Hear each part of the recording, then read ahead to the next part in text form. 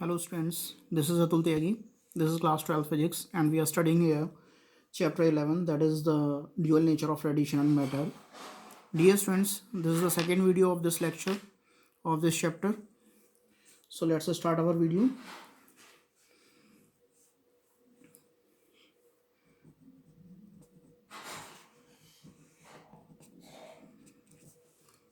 Photoelectric effect.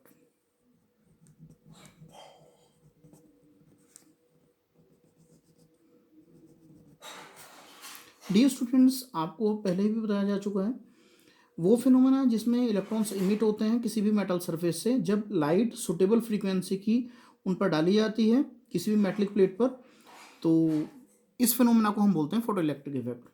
दोबारा से समझ लीजिए, जब किसी हाई फ्रीक्वेंसी की लाइट को मतलब सुटेबल हाई फ्रीक्वेंसी होनी चाहिए, उसे किसी भी मेटलिक सरफेस पे डाला जाता है तो इलेक्ट्रॉन का इमिशन से स्टार्ट हो जाता है और इस फिनोमेना को हम बोलते हैं photoelectric effect. Okay, so let's start.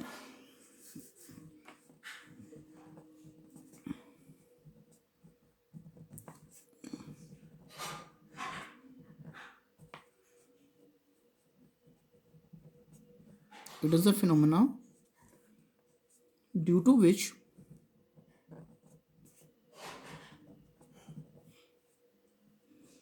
electrons are emitted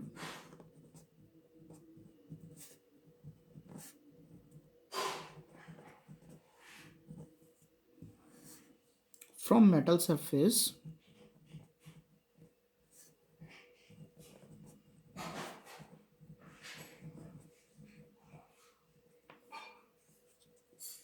when light of suitable frequency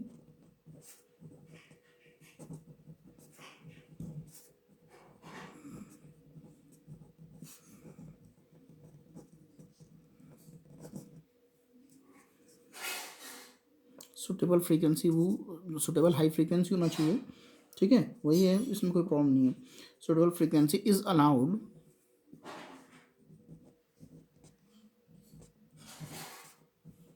to fall on it. Okay, अब इसके बारे में कुछ ऑब्जर्वेशंस देखते हैं।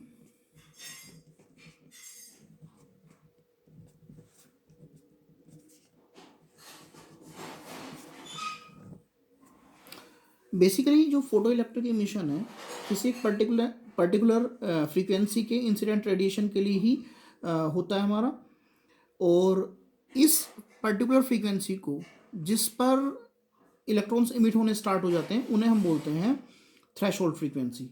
वो सर्टेन क्रिटिकल वैल्यू जो होती है हमारी फ्रीक्वेंसी की उसे हम बोलते हैं थ्रेशोल्ड फ्रीक्वेंसी। इसे कट ऑफ फ्रीक्वेंसी भी बोलते हैं, ठीक है। So for photoelectric emission,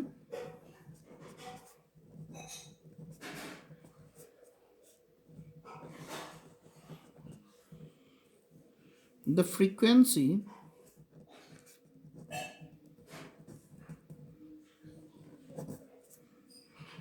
of the incident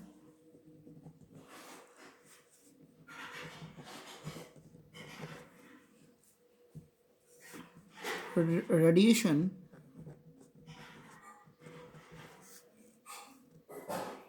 must be greater than certain critical value, यानी कि इस वैल्यू से ज़्यादा ही होनी चाहिए। यदि हमें फोटो इलेक्ट्रिक इमिशन चाहिए तो जो फ्रीक्वेंसी है इंसिडेंट रेडिएशन की इस पर्टिकुलर वैल्यू से या इस क्रिटिकल वैल्यू से ज़्यादा होनी चाहिए। यहाँ से इसे आप कर लेंगे, ठीक है।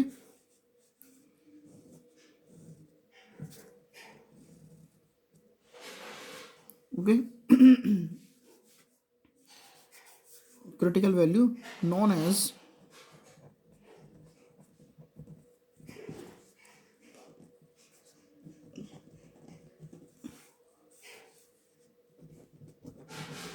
threshold frequency, इसे न्यू नोट से रिप्रेजेंट करते हैं, इसे न्यू नोट से रिप्रेजेंट करते हैं, ठीक है। और ये मेटल टू मेटल वेरी करती है, इसे हम कहते हैं, it is also known as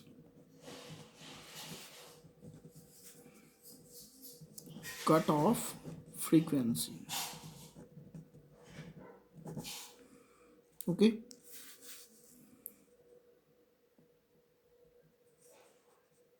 FREQUENC frequency. Okay, it varies metal to metal, metal to metal. Okay,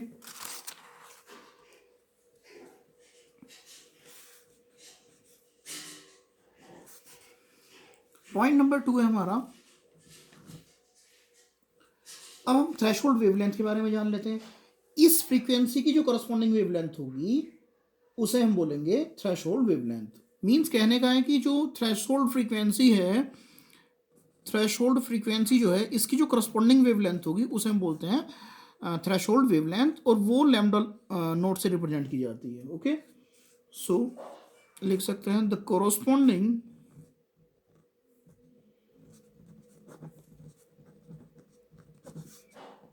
wavelength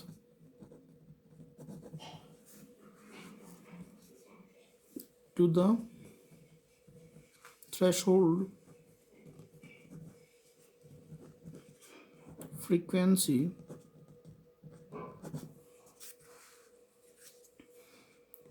is called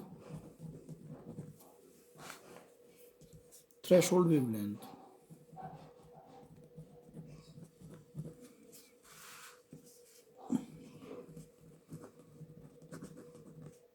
और इसे जो रिप्रेजेंट करते हैं लैम्डा नोट से रिप्रेजेंट करते हैं। ओके,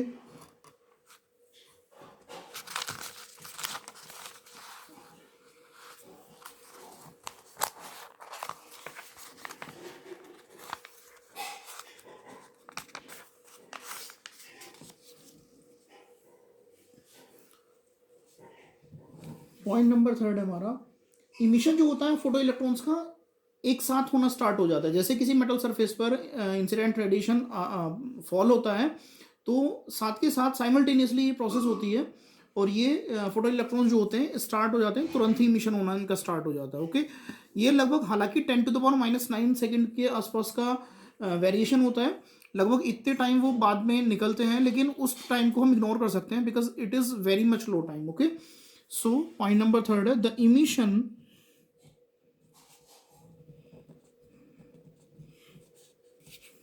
of photoelectrons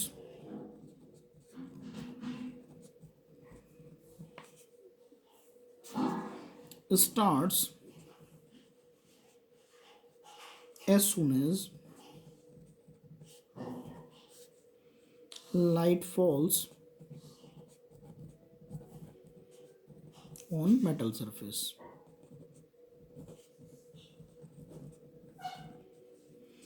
यहाँ पर आप लिख सकते हैं टाइम लैग जो होता है हमारा कितना है, वो नियरली 10⁻⁹ सेकेंड का है। ओके, क्लियर है। पॉइंट नंबर 4, काइनेटिक एनर्जी जो होती है, ये जो फोटो इलेक्ट्रॉन्स होते हैं इनकी जो काइनेटिक एनर्जी होती है वो इंडिपेंडेंट होते हैं इंसिडेंट ऑफ लाइट, यानी कि लाइट जो इंसिडेंट इंटेंसिटी है लाइट की उस पर काइनेटिक एनर्जी फोटो इलेक्ट्रॉन्स की डिपेंड नहीं करती है। Okay, so the kinetic energy of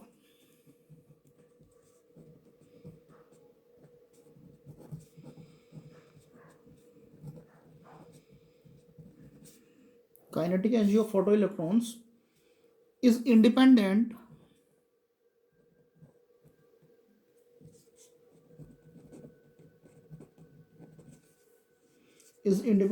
of intensity of light।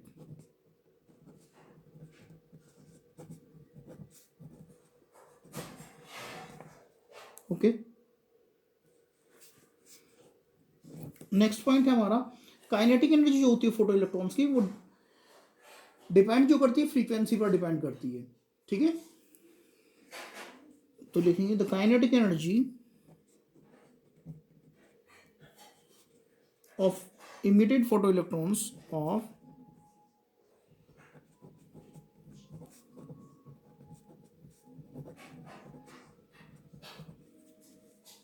depends on the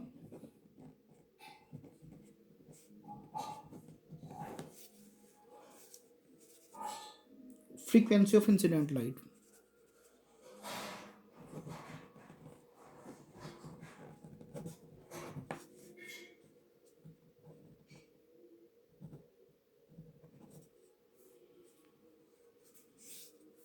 INCID incident light. Okay. Kinetic energy जो होती है हमारी इमिटेड फोटो इलेक्ट्रॉन्स की डिपेंड करती है किस पर, फ्रीक्वेंसी ऑफ इंसिडेंट लाइट पर. और जो इलेक्ट्रॉन मैक्सिमम काइनेटिक एनर्जी वाले होते हैं केवल वही सरफेस से निकलते हैं. ठीक है, तो हम लिख सकते हैं and the electrons of maximum kinetic energy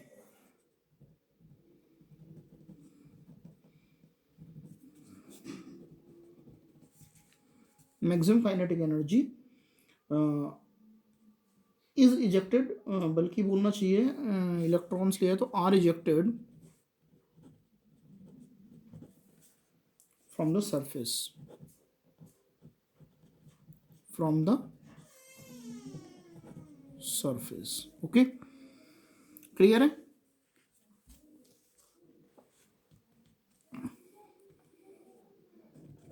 point number 6 आता है हमारा, फोटो इलेक्ट्रिक करंट जो होती है वो इंडिपेंडेंट होती है फ्रीक्वेंसी ऑफ लाइट पर. यानी कि जो हमारी फोटो इलेक्ट्रिक करंट होती है फ्रीक्वेंसी लाइट की कुछ भी हो इस बात पर डिपेंड नहीं करती. ठीक है, तो the photo electric current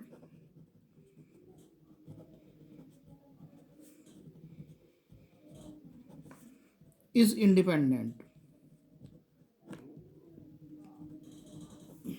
of frequency of light.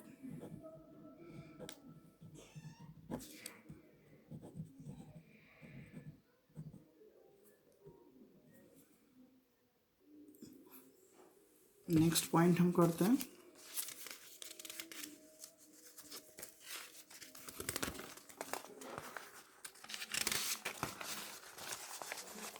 मैं वीडियो को पॉज कर रहा हूँ अदरवाइज टाइम बिना वजह का कंज्यूम होता, इसीलिए मैंने वीडियो को पॉज कर दिया था. फोटो इलेक्ट्रिक करंट जो होती है हमारी डायरेक्टली प्रोपोर्शनल होती है इंटेंसिटी ऑफ इंसिडेंट लाइट की. ठीक है, मैंने पहले कितने पॉइंट्स कर दिए थे,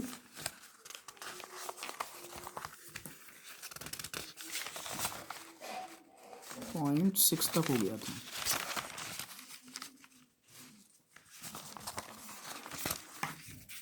पॉइंट 7 होगा हमारा, photo electric current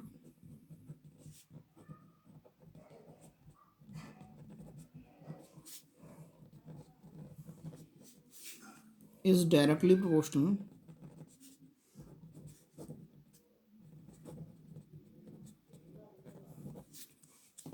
to the intensity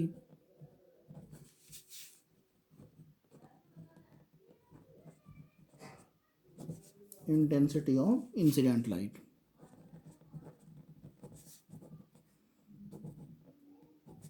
ये थोड़ा सा और ज़्यादा अच्छी तरह से क्लियर हो जाएगा इस ग्राफ के थ्रू. यहाँ पर हमारी क्या है, फोटो इलेक्ट्रिक करंट है,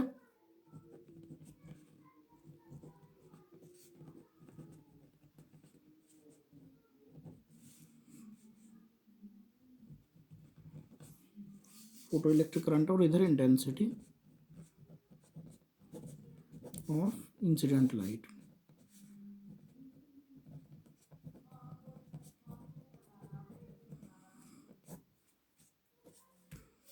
ठीक है, ये हमारी इस टाइप से, इस साइड हमारी इंटेंसिटी ऑफ इंसिडेंट लाइट है हमारी, एक्स एक्सिस कंसीडर कर सकते हैं इसे, तो एक्स एक्सिस पर हमारा intensity of incident light consider की जा सकती है और वाई एक्सिस पर हमारा फोटो इलेक्ट्रिक करंट हमें मिल रहा है. यहाँ से हमें जो ग्राफ से हमें पता चल रहा है कि जो फोटो इलेक्ट्रिक करंट होती है वो डायरेक्टली प्रोपोर्शनल है किसके, इंटेंसिटी ऑफ इंसिडेंट लाइट की. ओके, वर्क फंक्शन के बारे में थोड़ा सा देख लेते हैं.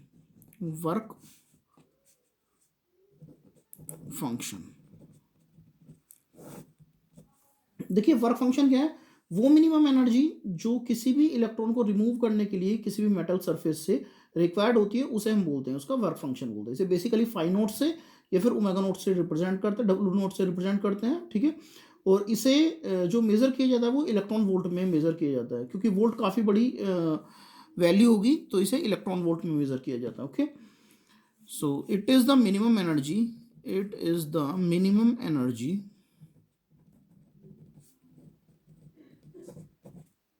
it is the minimum energy required to remove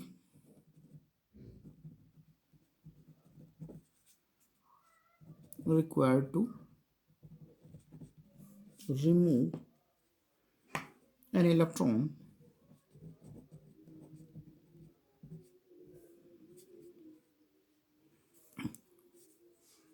from the metal surface,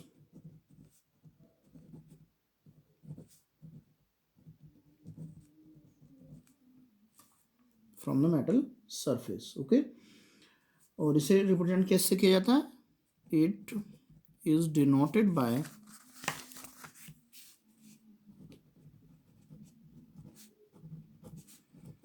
fine note और डब्ल्यू नोट। Okay, clear. अब ये होता किसके इक्वल है? फाइन नोट आपको एच न्यू नोट के इक्वल होता है हमारा, ठीक है। ये किस में मेजर किया जाता है? It is measured in electron volt. ध्यान रखिएगा, इलेक्ट्रॉन वोल्ट लिखते टाइम आप ई स्मॉल बनाएंगे और वी कैपिटल बनाएंगे। ओके, नेक्स्ट पॉइंट है हमारा 8 हो गई। 9th पॉइंट है हमारा, अब हम देखते हैं stopping potential.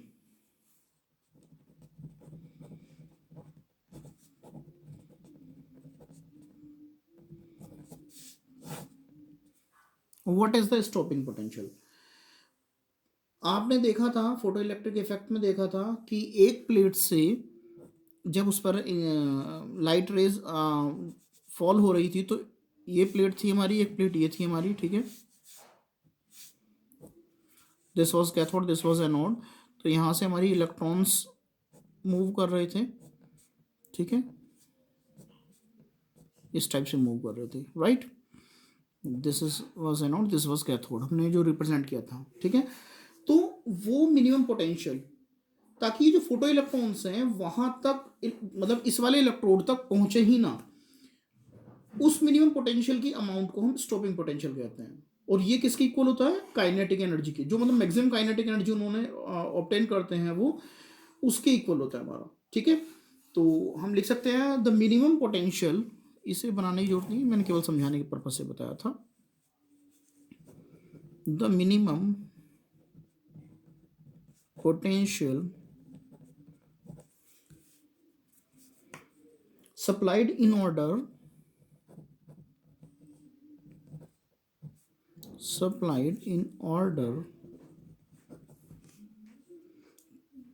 order to just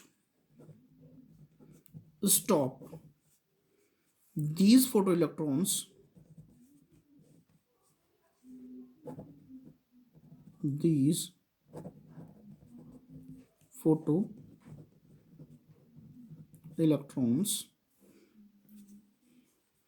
from reaching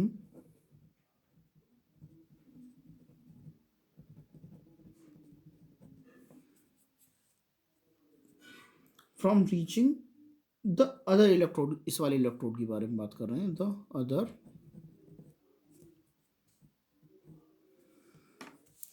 electrode. मैं यहाँ पर लिख रहा हूँ क्योंकि पेज चेंज करूँगा काफ़ी टाइम लगेगा। द अदर इलेक्ट्रोड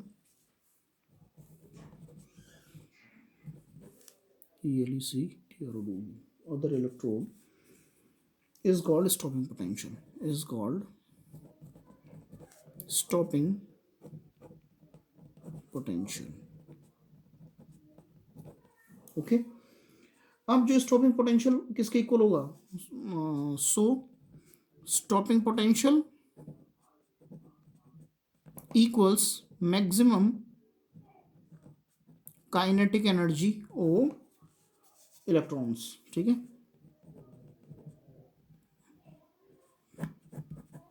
ओके, अब मैं वीडियो को पॉज कर रहा हूँ ताकि मैं फिर पेज चेंज कर लूँ। तो ये किसके इक्वल हो, हम कह सकते हैं half m v square should be equals to e v naught, यहाँ पर मैक्स आ जाएगा। ओके, ये मैक्स क्या है हमारा, वेयर वी मैक्स क्या है हमारा, जो हमारी मैक्सिमम वेलोसिटी है, equals to maximum velocity of electrons. Okay, और इलेक्ट्रॉन्स का मतलब मेरा फोटो इलेक्ट्रॉन से है, ठीक है, आप ध्यान रखना इस चीज़ को, PHOTO फोटो। ओके, और यहाँ पर वी नोट क्या हमारा स्टॉपिंग पोटेंशियल है, क्या है हमारा, v naught equals to stopping potential. Okay, अब बात करते हैं, 8 पॉइंट हो चुके थे हमारे, नहीं 9 पॉइंट हो चुके थे, ये 9th पॉइंट था स्टॉपिंग पोटेंशियल। अब हमारा जो 10th पॉइंट है वो क्या है हमारा, जो स्टॉपिंग पोटेंशियल होता है फ्रीक्वेंसी के डायरेक्टली प्रोपोर्शनल होता है हमारा, ठीक है ना। Stopping potential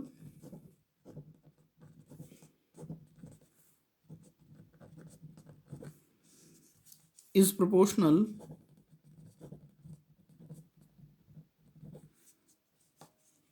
to the frequency of light.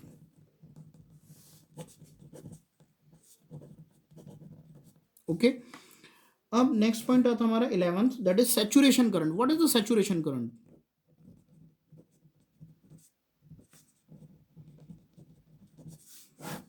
What is the saturation current, current की वो मैक्सिमम अमाउंट, करंट की जो मैक्सिमम अमाउंट होगी उसे हम सैचुरेशन करंट कहेंगे। डियर स्टूडेंट्स, एक बात समझने की है कि ये करंट इनफाइनाइट तो होने से रही, तो एक पर्टिकुलर स्टेज पर आकर वो करंट की वैल्यू रुक जाएगी, और वही जो होगी करंट की मैक्सिमम अमाउंट जो होगी, उसी मैक्सिमम अमाउंट को हम बोलेंगे सैचुरेशन करंट। सो हम कह सकते हैं maximum value of photo electrons,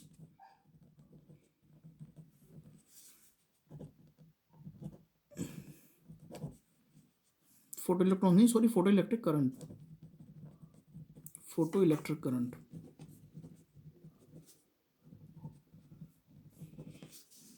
is called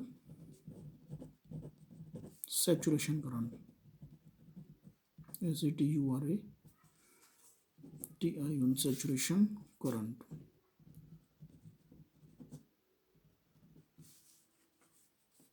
okay,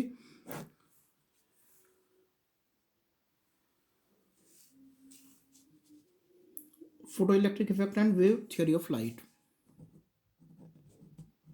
ये नेक्स्ट हेडिंग है।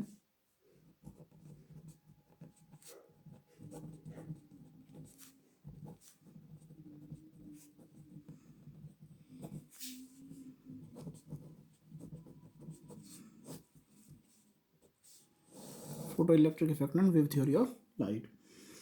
वेव पिक्चर ऑफ लाइट के अकॉर्डिंग ये कंसीडर किया गया था कि जो maximum kinetic energy photo electrons की, वो टाइम के साथ साथ बढ़ती चली जाएगी, सॉरी इंटेंसिटी के साथ साथ बढ़ती चली जाएगी, ठीक है ना। जैसे जैसे इंटेंसिटी बढ़ाई जाएगी वैसे वैसे जो हमारी काइनेटिक एनर्जी है वो बढ़ती चली जाएगी। जो फोटो इलेक्ट्रॉन्स होते हैं हमारे सरफेस पर हैं, हमारे जो इजेक्ट आउट होते हैं। अब ये जो एक्सपेक्टेशंस थी वेव थ्योरी की, ये हमारी बेसिकली किसी ऑब्जर्वेशन पर नहीं थी, ऐसे ही एक्सपेक्ट किया गया जैसे, ठीक है।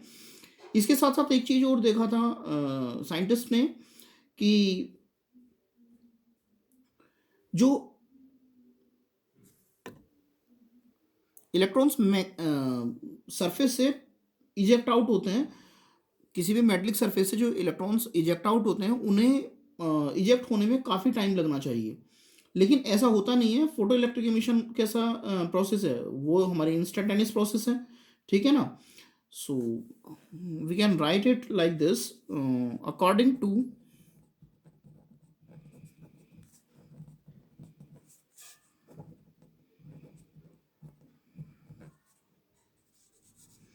PICTUR wave picture of light. It was expected that the maximum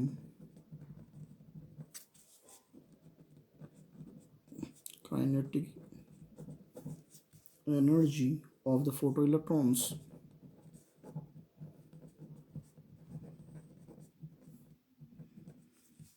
of the surface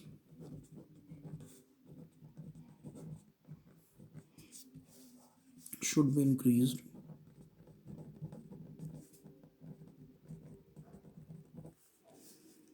in intensity. जैसा कि मैंने पहले ही बताया था कि जो मैक्सिमम ये केवल एक्सपेक्ट किया गया था, मैक्सिमम काइनेटिक एनर्जी जो है फोटो इलेक्ट्रॉन्स की जो सरफेस पर रिसाइड कर रहे होते हैं should be increased in intensity, मतलब इंटेंसिटी जैसे जैसे बढ़ाते जाएंगे वैसे वैसे ये जो है इनकी काइनेटिक एनर्जी भी, जो मैक्सिमम काइनेटिक एनर्जी वो भी बढ़ती चली जानी चाहिए. बट ये कोई उन्होंने प्रैक्टिकली नहीं किया था, एक्सपेक्ट किया गया था केवल. These expectations EXPECTETION, these expectations of the wave theory was not according to observations. Okay, इसके साथ साथ हम कह सकते हैं also according to wave picture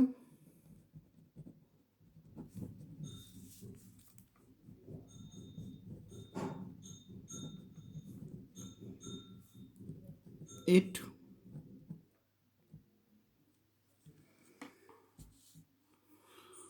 also according to wave picture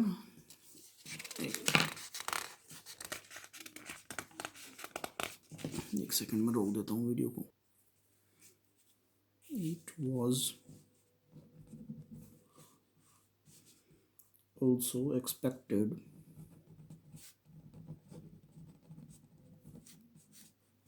that electrons, ये इलेक्ट्रॉन्स है, एस भी है यहाँ पर कट रहा है तो ऐसे ही समझना ऐसे ही, ठीक है ना. Electrons should be free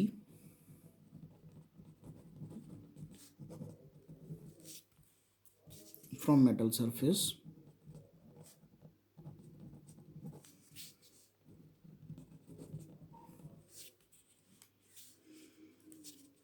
after hours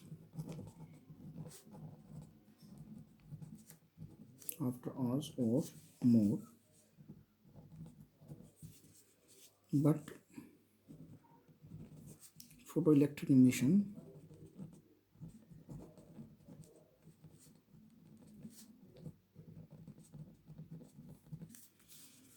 is instantaneous, यानी कि साथ के साथ होता है. ओके, बात क्लियर है. अब आती है wave nature of matter. Next heading है आपका वेव नेचर ऑफ मैटर. ठीक है, एक साइंटिस्ट हुए थे डी ब्रोगली, उन्होंने बताया कि हर एक जितने भी मूविंग पार्टिकल्स हैं, ठीक है, उनके साथ साथ एक वेव एसोसिएट होती है और उसे हम बोलते हैं मैटर वेव. ठीक है, और जो वेवलेंथ होती है उसकी वो दी जाती है h/p से, वेयर h क्या है हमारा, क्या h, सीधी सी बात है, h हमारा प्लैंक कांस्टेंट है और p हमारा यहाँ पर मोमेंटम है. और p क्या होता है, मास इनटू वेलोसिटी होता है. मोमेंटम क्या होता है, मास इनटू वेलोसिटी होता है. आपने पढ़ा है, 9th स्टैंडर्ड में पढ़ा था आपने और 11th स्टैंडर्ड में पढ़ा था कि मोमेंटम जो होता है मास इनटू वेलोसिटी होता है. लीनियर मोमेंटम की बात कर रहा हूँ मैं. तो यहाँ पर हम p के बेस पर m और v भी रख सकते हैं, where m is the mass and v is the velocity of moving particle. So we can write down it as according to de Broglie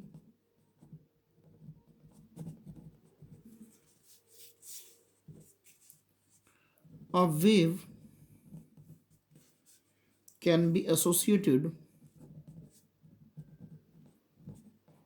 ASSOCIATED can be associated with every moving particle, with every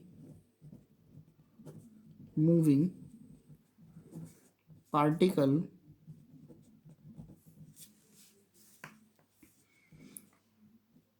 this wave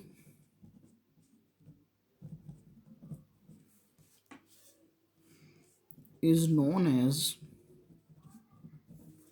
matter wave. Okay, and its wavelength is given by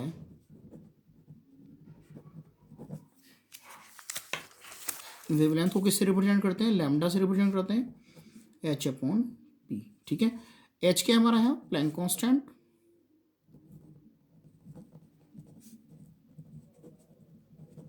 ठीक है, Planck constant से आप पहले भी introduce हो चुके हो. ठीक है, और ये पी क्या है हमारा, मोमेंटम. अब आपको पता हो, as we know p equals to क्या होता है, एम वी होता है. So we can write down it as lambda equals to h by m v. Okay, where m is the mass of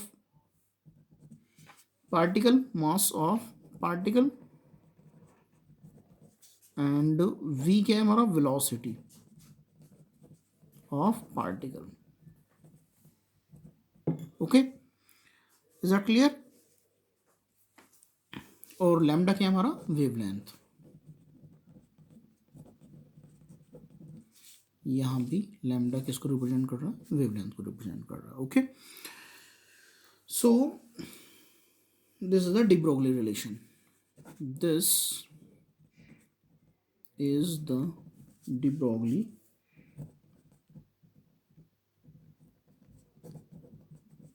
relation.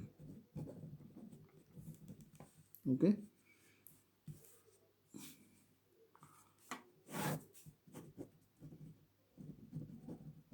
thanks a lot.